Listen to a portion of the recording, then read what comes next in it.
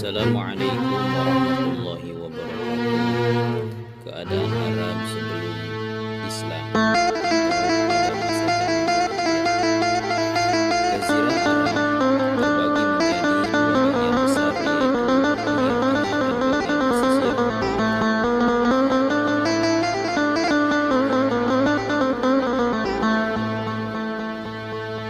Daerah Jazirah Arab bagian tengah sebagian besarnya adalah padang pasir, yaitu sumber air yang sangat jernih.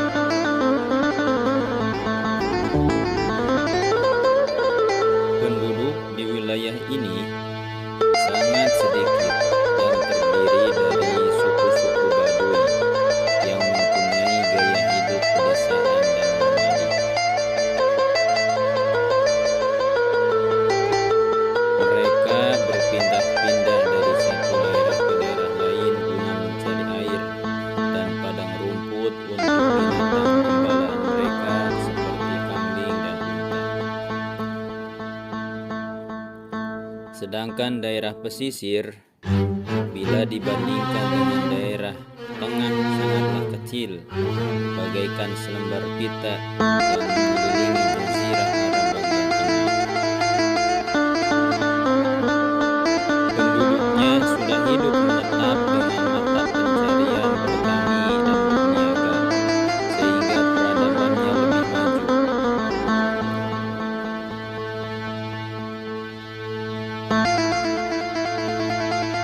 Bila dilihat dari asal-usul keturunannya, penduduk Jazirah Arab dapat dibagi menjadi dua golongan besar, yaitu golongan Qatuniyah dan golongan Adaniyun. Pada mulanya, wilayah utara diduduki golongan Adnaniyun dan wilayah selatan didiami golongan Qataniyun. Akan tetapi lama-kelamaan golongan itu berangsur-angsur berbaur. Dalam organisasi dan identitas sosial, beberapa keluarga membentuk kabilah. Kemudian dari beberapa kabilah membentuk suku yang dipimpin oleh seorang syekh. Mereka sangat menekankan hubungan kesukuan, sehingga kesetiaan dan solidaritas menjadi sumber kekuatan bagi suatu kabilah atau suku. Di samping itu, mereka juga suka berperang. Peperangan antar suku ini bahkan terjadi hingga datangnya agama Islam yang mulai menghilangkan rasa kesukuan yang berlebihan. Akibat peperangan yang terus-menerus, kebudayaan Arab sangatlah tidak berkembang. Karena itu, bahan-bahan sejarah Arab pra-Islam sangat langka didapatkan. Ahmad Sya'labi menyebutkan, sejarah mereka hanya dapat diketahui dari masa kira-kira 150 tahun menjelang lahirnya agama Islam. Lain halnya dengan penduduk yang mendiami pesisir Jazirah Arab. Sejarah mereka dapat diketahui lebih jelas. Hal tersebut dikarenakan mereka selalu mengalami perubahan sesuai situasi dan kondisi. Sedangkan menurut Le Bon, bangsa Arab sebenarnya sudah sangat berkontribusi pada peradaban dunia sejak ribuan tahun yang lalu, dan sebelum mereka akhirnya bangkit pada masa kedatangan Islam. Golongan Qataniyun misalnya pernah mendirikan kerajaan Sabah dan kerajaan Himyar di Yaman, bagian selatan Jazirah Arab.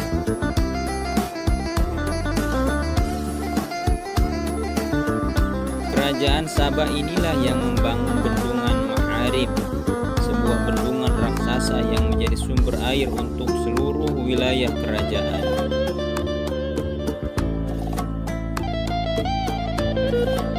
Selain itu, pada masa kerajaan ini, bangsa Arab dan wilayah Arab menjadi penghubung perdagangan antara bangsa Eropa dan dunia Timur Jauh.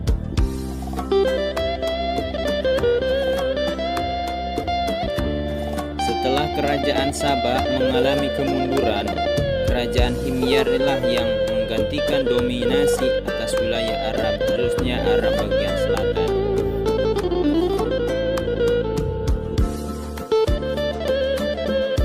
Kerajaan Himyar terkenal dengan kekuatan armada niaga yang bahkan menjelajah hingga India, Cina, Somalia, dan Sumatera, dan seluruh penjelajah dimulai dari pelabuhan-pelabuhan yang ada di Yaman. Perniagaan di daerah Jazirah Arab pada waktu bisa dikatakan dimonopoli oleh kerajaan Himyar, sehingga kerajaan ini menjadi sasaran bagi kerajaan-kerajaan besar Romawi dan Persia. Selain di Arab bagian selatan, di wilayah utara pun sebenarnya telah berdiri kerajaan-kerajaan, namun kerajaan di utara merupakan kerajaan protektorat. Kerajaan-kerajaan ini dibentuk dan didirikan oleh kekaisaran besar pada masa itu, yaitu Romawi dan Persia. Kerajaan Hirah didirikan dilindungi oleh Persia dan Ghassan oleh Romawi. Bagian lain dari Jazirah Arab yang sangat berpengaruh adalah daerah Hijaz dengan kota terpentingnya yaitu Makkah.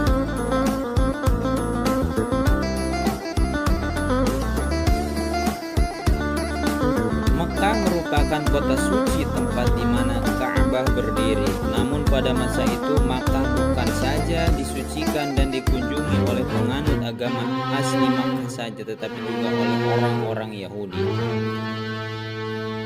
Pada awalnya Makkah berada di tangan dua suku yang berkuasa, yaitu Jurhum sebagai pemegang kekuasaan politik dan Ismail keturunan Nabi Ibrahim sebagai pemegang kekuasaan Ka'bah. Namun pada akhirnya kekuasaan tersebut jatuh ke tangan kaum Quraisy di bawah pimpinan Qusay, dan semenjak itu suku Quraisy mendominasi masyarakat Arab.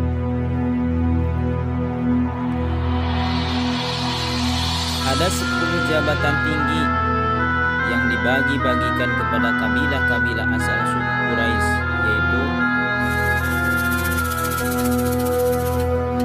sebagai bentuk politik negara Arab.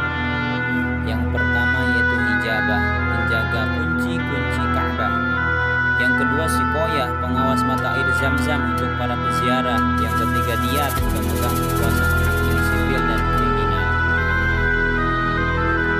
Yang keempat Siparo, bagian kuasa usaha negara. Yang kelima Liwa, jabatan ketentaraan. Yang keenam Rifadhah, pengurus pajak untuk orang miskin.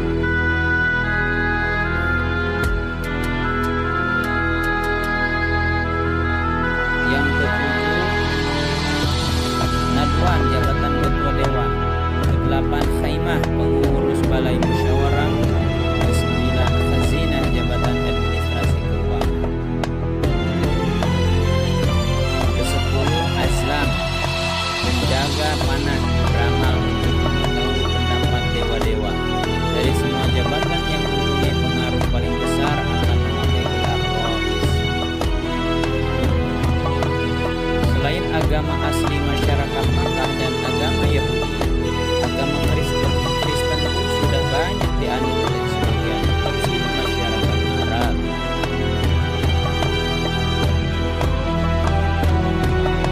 Seperti Kristen, aliran Nestorian yang berada di Hira dan aliran Jakub Barani di wilayah Ghassan dengan daerah yang sangat terpenting yaitu berada di Najran.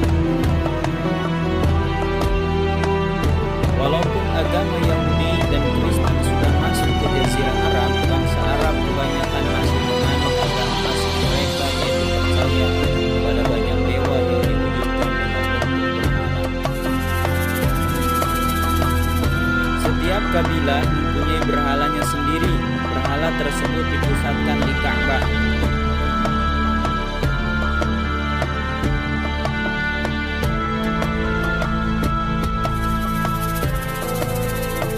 Dari banyaknya berhala yang ada yang terpenting adalah berhala Hubal, dianggap sebagai dewa terbesar dan diletakkan di Ka'bah. Kemudian yang selanjutnya ada berhala Lata, dewa tertua yang berada di Thaif. Kemudian Uzza bertempat di Hijaz. Kemudian di bawah Hubal dan Manat bertempat di Yasrib.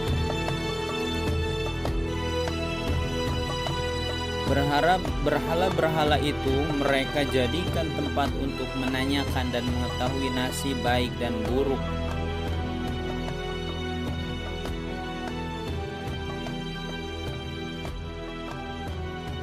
Demikianlah keadaan bangsa Arab dan Jazirah Arab menjelang kebangkitan agama Islam.